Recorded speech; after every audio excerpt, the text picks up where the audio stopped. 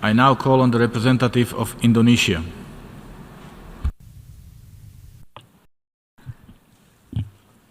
Mr. President, the delegation of Indonesia is compelled to exercise our right of reply to respond to the statements made by Vanuatu and Solomon Islands, echoed by Tuvalu and St. Vincent and the Grenadines concerning Papua and West Papua.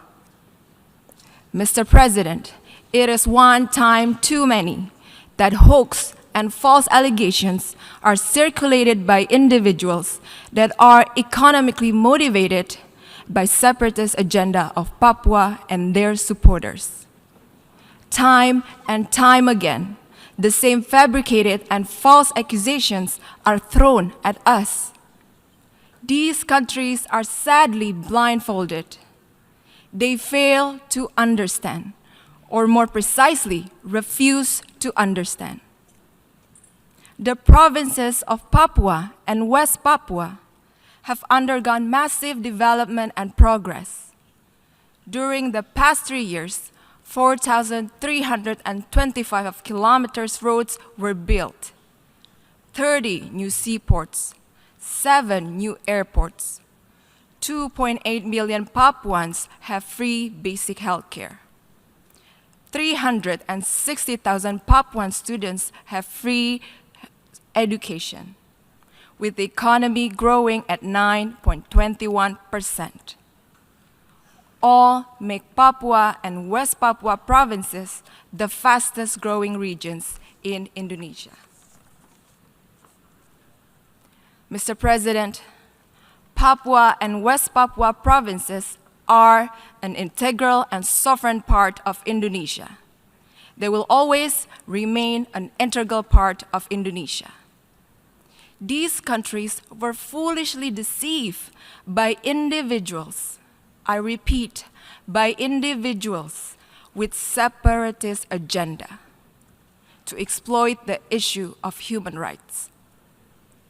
If human rights are at the heart of the issue, why were these concerns not raised in the appropriate forum, namely the third cycle of the Universal Periodic Review of Indonesia at the United Nations Human Rights Council? If Indonesia has anything to hide on human rights issue, in this day and age of open technology, by now everybody will know if such accusations even exist. Mr. President, Indonesia fails to understand how countries continue to support activities of separatism in other countries. Or is this a way to hide from one's own domestic problems? Are these countries' human rights track record perfect? Obviously, their motivation in this august body is to dismember the territorial integrity of a sovereign and independent nation.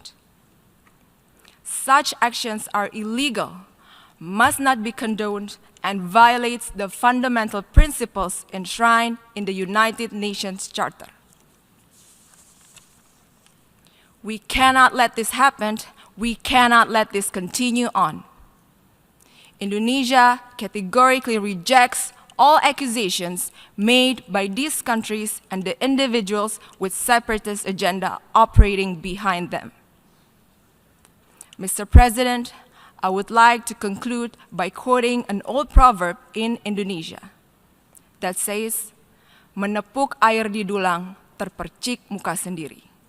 Or loosely translated to, if you slap the water in a bucket, then be careful that the water will splash all over your own face. I thank you, Mr. President.